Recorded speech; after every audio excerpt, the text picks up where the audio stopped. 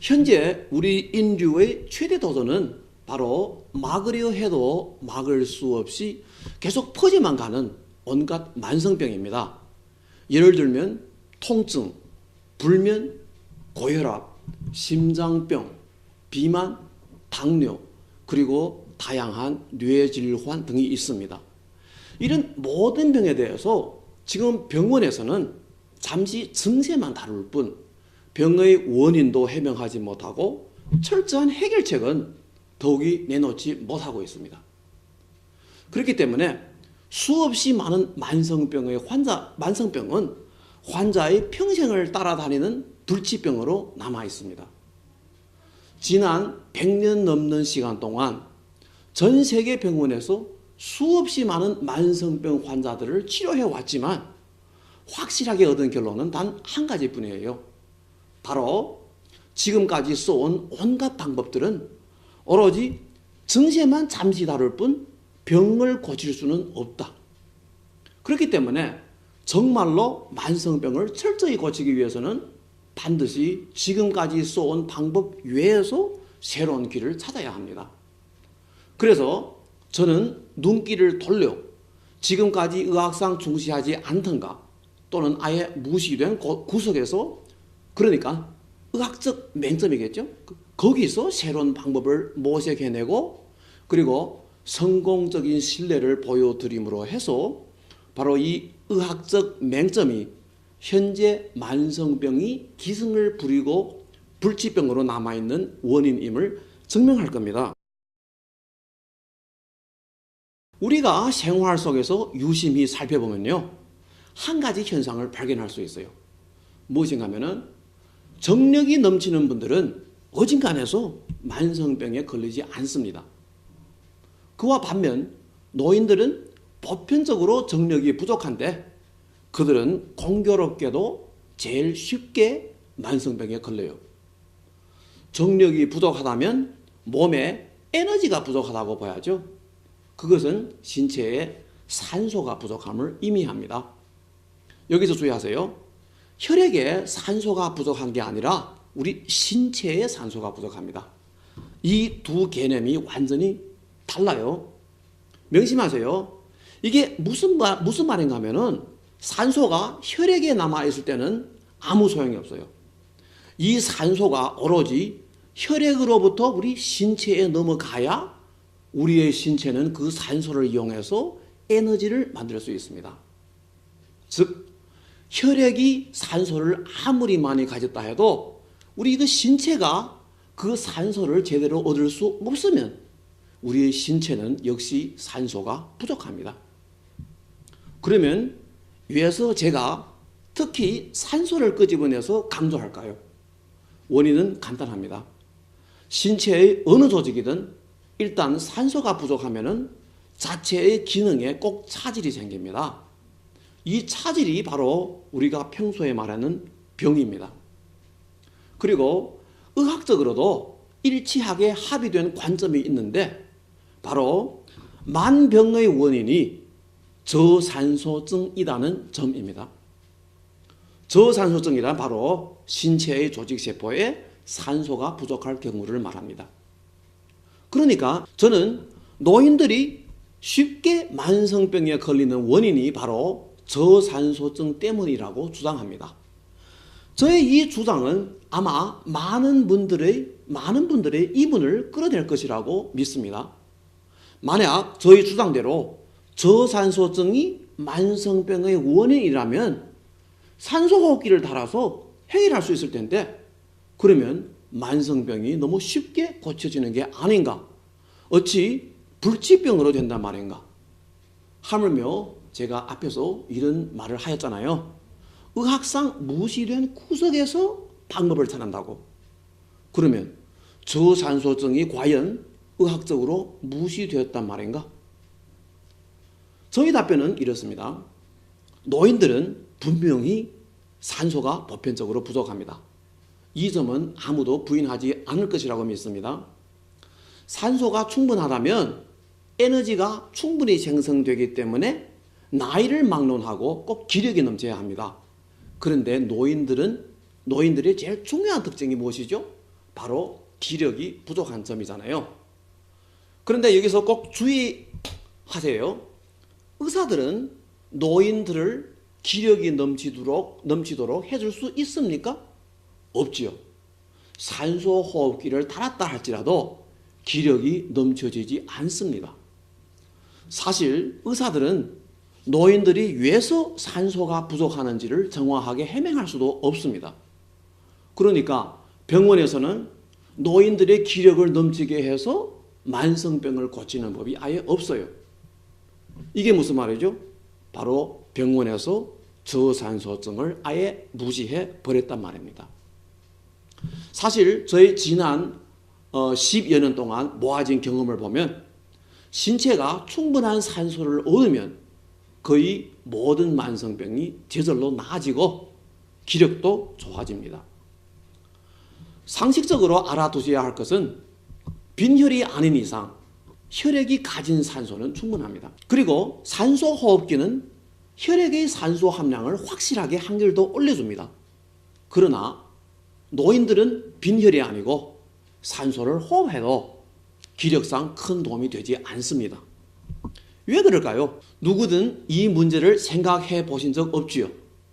혈액이 산소를 충분히 가지고 있지만 심지어 산소 호흡기를 써서 젊은이들보다 혈액의 산소 함량이 더 높아요. 그런데도 신체는 역시 기력이 부족하다. 듣기에 이상한 것 같죠? 사실 이 문제를 설명할 수 있는 유일한 가능성이 있습니다. 즉, 혈액은 가지고 있는 그 산소를 제대로 풀지 못해서 산소는 신체로 잘 넘어갈 수 없다. 그렇기 때문에 노인들은 산소를 호흡해도 신체가 여전히 저산소증에 빠져 있다. 혈액이 산소를 풀어 넘기는 절차는 꽤나 복잡하고 또 되게 쉽게 차질이 생깁니다. 이 점을 뒤에 가서 자세히 설명해 드립니다. 상상해 보세요. 만약 혈액이 가지고 있는 그 산소를 잘 풀어서 신체의 조직 세포들에게 충분한 량을 넘길 수 있다면 신체는 당연히 나이를 막론하고 충분한 에너지를 만들 수 있습니다. 그러면 노인들도 기력이 넘쳐지고 건강을 되찾을 수 있고 신체도 젊어지고 쉽게 만성병에 걸리지 않습니다. 주변에 나이가 들었지만 신체 보강을 잘해서 정력이 좋으신 분들을 볼 수 있죠. 그들은 젊음을 지킬 수 있을 뿐만 아니라 좀처럼 만성병에도 걸리지 않습니다. 그래서 나이가 중요한 게 아니라 혈액과 산소가 더 중요합니다. 그래서 저희 주장은 만성병의 근본적인 원인은 저산소증이고 그리고 저산소증을 빚어내는 제일 흔한 원인은 혈액이 산소를 제대로 풀 수 없어서 결코 혈액의 산소 함량이 부족한 것은 아닙니다. 그래서 빈혈 현상이 많지 않으니까 빈혈이 아니면 거의 모든 사람이 혈액에 충분한 산소를 가지고 있습니다. 그러나 혈액이 산소를 풀어서 조직 세포들에게 넘기는 이 절차는 옛날부터 제가 이 강의를 하는 이 순간까지 병원에서 줄곧 무시해 왔습니다.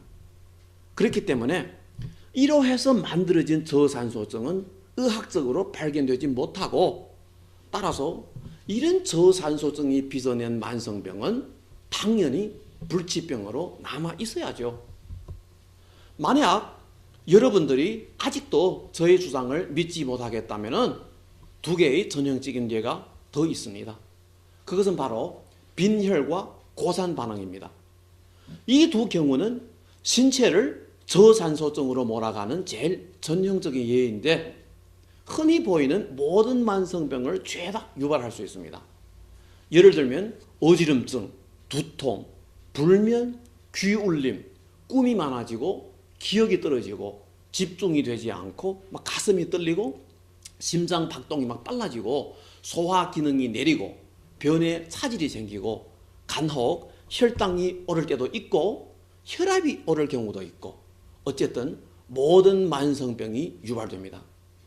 그러나 이 모든 증세가 빈혈이 고쳐지든가 또는 고산지대를 떠남으로 해서 자동적으로 치유되든가 개선됩니다. 이 현상은 저산소증이 나이와 상관없이 모든 사람들에게 거의 모든 만성병을 가져올 수 있음을 강력하게 증명하는 것입니다. 그 중에 도리를 간추려서 말씀드린다면 이렇습니다. 어떤 조직이든 막론하고 일단 산소가 부족하면 기능상 차질이 생기는데 이것이 바로 만성병이고, 그리고 각 조직마다 가지고 있는 기능이 다르기 때문에 차질이 생길 때는 나타나는 증상도 당연히 다르겠죠. 다시 말해서 병을 일으키는 원인은 똑같이 저산소증이지만 피해를 가진 조직이나 기관이 다름에 따라서 증상도 다르다. 반대로 병든 조직도 다르고 증상도 다르지만 치료하는 방법은 똑같습니다. 바로 저산소증을 해결하는 것입니다. 심지어 만약 어떤 병의 그 원인이 확실치 못할 경우 무조건 저산소증이라 치고 조치를 취하는 게 최선의 방법입니다. 왜냐하면 첫째, 저산소증은 제일 많이 존재하고 또 제일 쉽게 발생됩니다. 이 점은 이 강의의 뒷부분을 들으시면 이해가 잘 될 겁니다.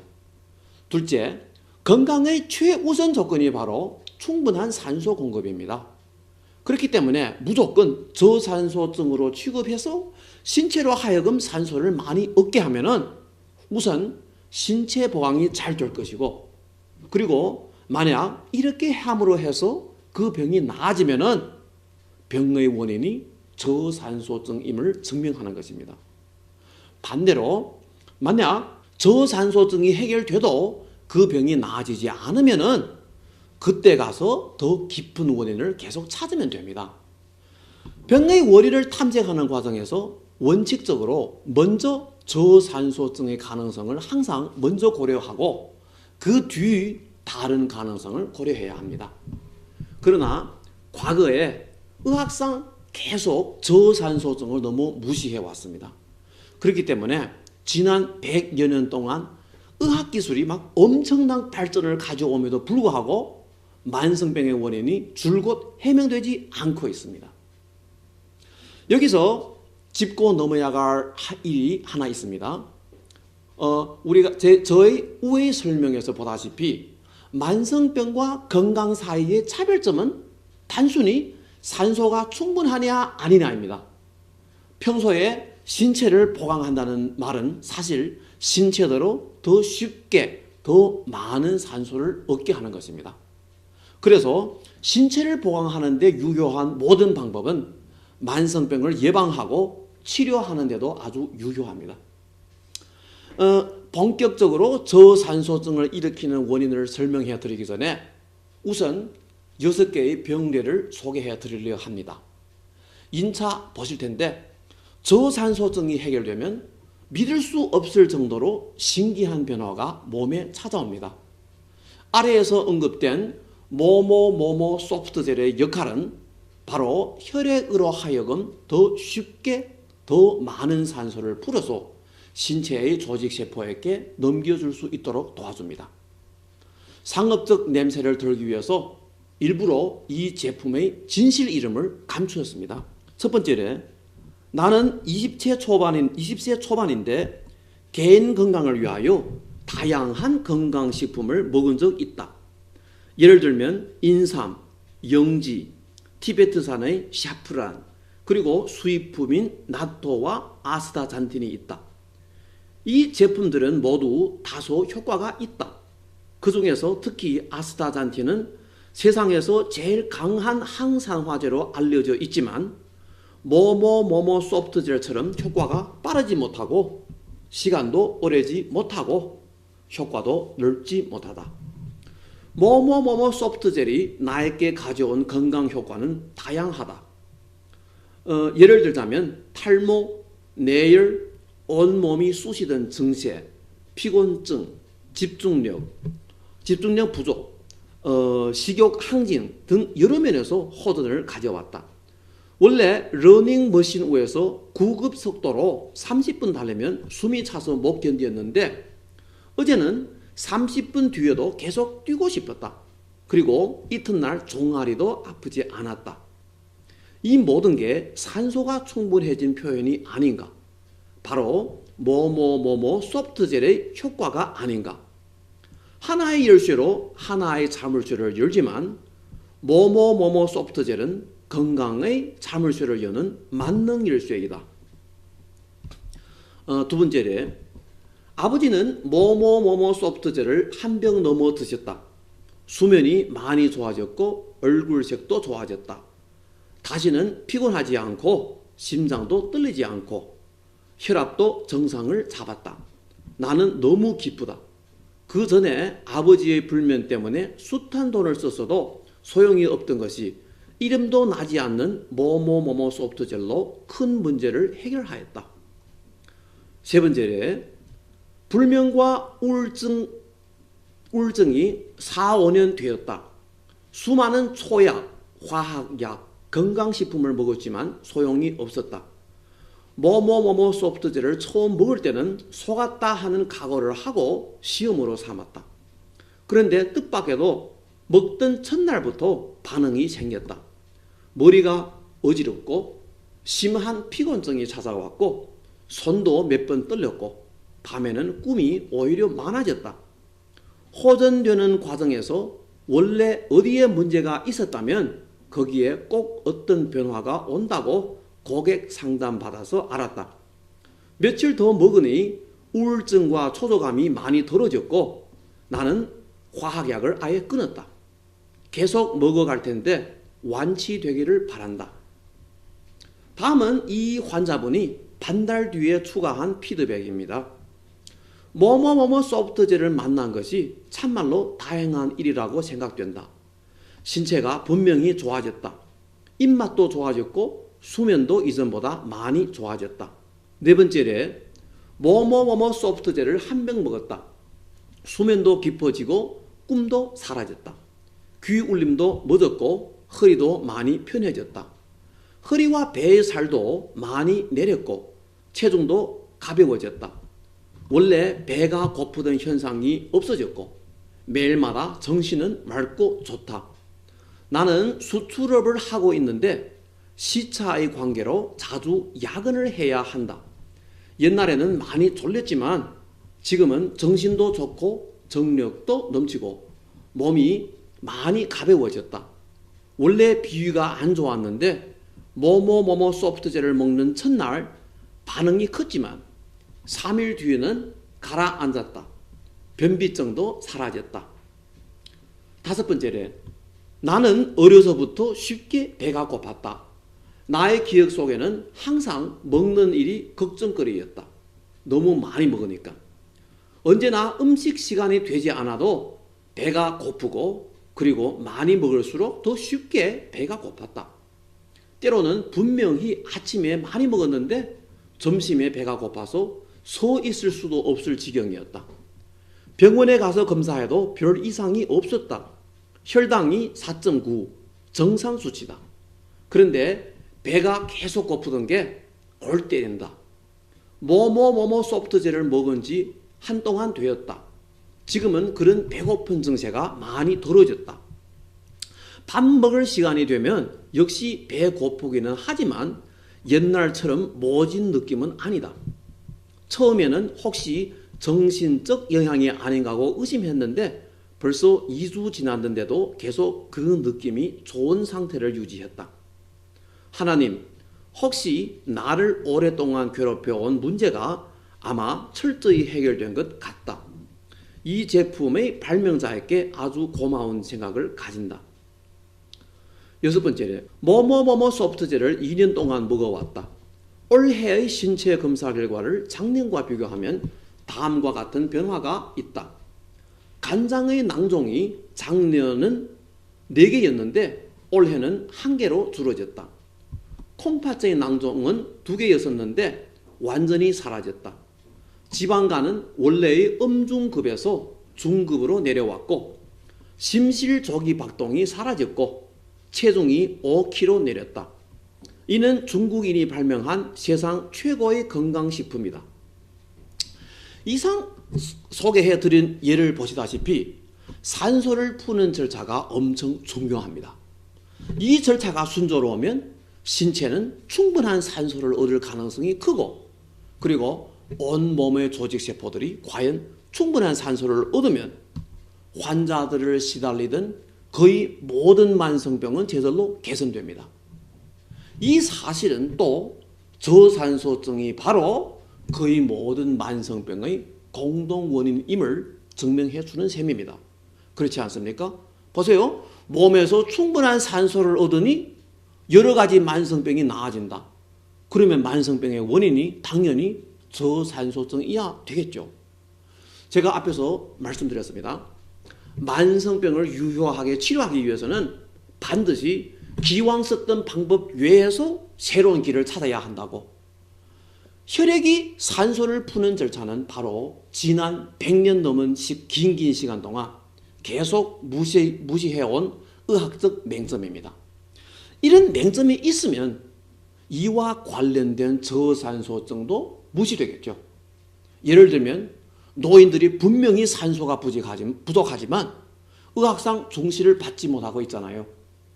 또 이런 맹점이 있으면 이와 관련된 만성병은 치유될 리가 없고 그 마구 퍼지는 기세도 막을 수가 없겠죠. 생생한 신뢰를 든다면 지금 거의 모든 노인병은 불치병입니다. 방금 소개해드린 신뢰를 보시다시피 만성병의 치유는 어렵지 않아요. 단 중요한 것은 의학적 맹점을 꼭 해결해야 합니다. 이런 신뢰가 많습니다. 뒤에 가서 더 많이 소개해드리죠. 그리고 제가 흔히 보이는 저산소증을 대충 두 가지로 나누었습니다. 첫째는 단순히 혈액 문제로 빚어진 저산소증. 제가 지난 10년 넘어 관찰해온 결과 이런 저산소증은 보통 쉽게 해결됩니다. 의학적 맹점을 해결해야 하고 적혈구 발육에 필요한 모든 영양들을 몸에서 항상 충분히 가지고 있으면 됩니다. 이런 영양이 충분하려면 음식 습관이 과학적이어야 하고 위장이 든든해야 합니다. 두 번째 유형의 저산소증은 혈액 유동량이 부족해서 빚어진 저산소증인데 제일 흔히 생기는 경우가 미소순환 장애입니다. 이런 경우의 형성과 해결책은 꽤나 복잡한 편인데 뒤에 가서 자세히 소개해 드립니다.